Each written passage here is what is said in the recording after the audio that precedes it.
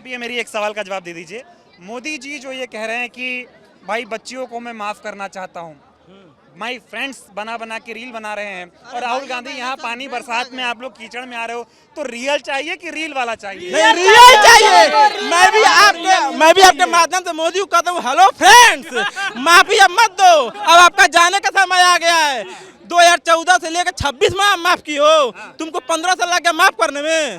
अब तुमको 1 महीने में रील बनाने लगे 4-5 चल गया कि अब उनके साथ कोई उनका साथ देने वाला नहीं है, इसलिए वो भी अब युवाओं की बात करने लगे हैं।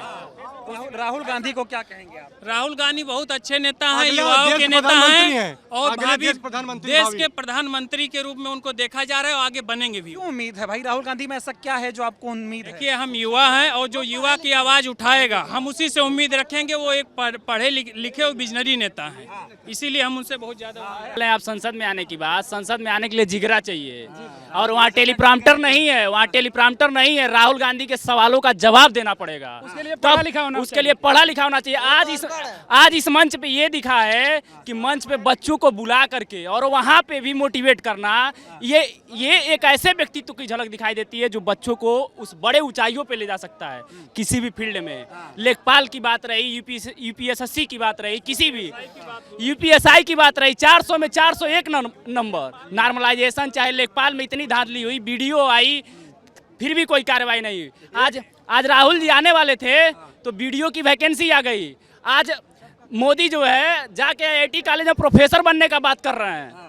मतलब सोचिए कि एक बंदा जो है, जो एजुकेटेड है, एजुकेशन की बात समझेगा और समझा है। आज तो सबके सामने दिखाई दिया है, वो बच्चा पसीने से तरतर था लेकिन उसको मोटिवेट किए बंदे ने। और यही है युवाओं की पसंद। युवाओं को पसंद यही है कि आप युवाओं को मोटिवेट करें। एक यूनिवर्सिटी की जो फैकल्टी की बात हो रही थी, वो यूनिवर्सिटी की बात नहीं हो रही थी, वो पूरे सवाल पूछ रहा हूँ, फिर जवाब दीजिए। राहुल गांधी में कौन सी ऐसी बात है जो जनजी उसको अपना नेता साबित करने में तुला हुआ है? क्यों आप लोग इतना पसंद उनको कर रहे हैं, और कौन सी ऐसी चीज है जो राहुल गांधी को मोदी से अलग बना रही है?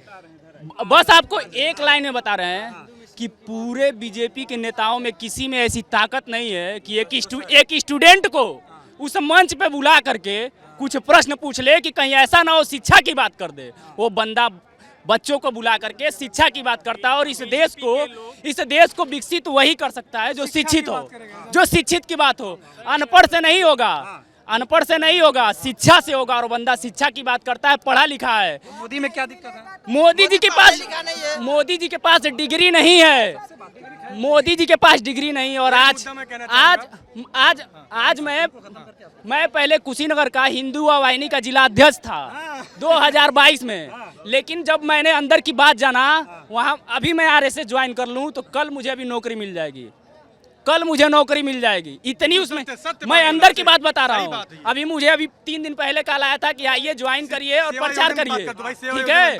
उसमें जो अंदर नेता देखा आपने जो आप लोगों के लिए से खून पसीना बहा रहा हो, नाक से खून निकल गया प्रधानमंत्री आवास के बाहर। वही तो मैं कह रहा हूँ कि पहला इसीलिए तो पसंद है छात्रों के लिए सड़क पे बैठना, वैसे घर से आने वाला जिसके दादा प्रधानमंत्री, मतलब दादी प्रधानमंत्री, उसको किस चीज की कमी है, लेकिन फिर भी वो समझ रहा है कि हमारे देश को एजुकेशन की कमी है। अब एक सवाल और आप आखिरी सवाल इनसे ये बताइए, ये मोदी जी आप लोगों पे इतनी लाठियां बरसा दिए, अब आप लोग कह रहे हो कि भाई किसने आदेश दिया था कि हमको लाठी मारे? बच्चों के साथ प्राइवेट पार्ट पे जिस तरह से लाठियां ठीली गई, कितना गलत था।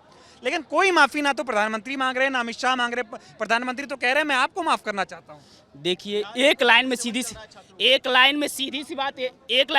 सी बात यही समझ जाइए कि जब जुल्म सताया गया है तब तक एक नया परिवर्तन आया है। इसका कोई जवाब नहीं है। छात्र चुपचाप जवाब देगा और 2027 में अपने हाथों से जवाब देगा। जनजी मन बना रहा है सरकार, बताइए। बिल्कुल बना रहा है, बिल्कुल। इतना अत्याचार होने के बाद भी जब तक इस्तीफा नहीं हुआ, जनजी हटा नहीं।